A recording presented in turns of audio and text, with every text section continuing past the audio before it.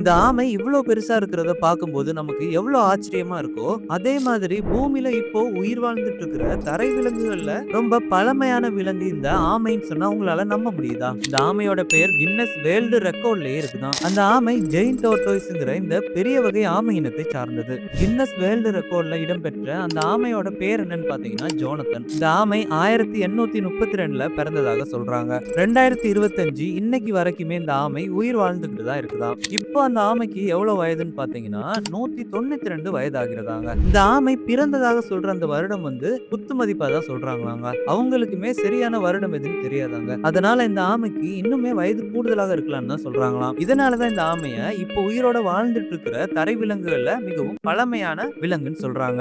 ஜோனத்தன்ங்கிற இந்த ஆமை ஒண்ணும் இல்லங்க 2 கின்னஸ் வேர்ல்டு ரெக்கார்டு வச்சிருக்கான். ஒண்ணு தரை விலங்குல ரொம்ப பழமையான விலங்கு. இன்னொன்னு பார்த்தீங்கன்னா, ஆமைகள்ல ரொம்ப பழமையான ஆமைங்கிற 2 ரெக்கார்ட் வச்சிருக்கான்.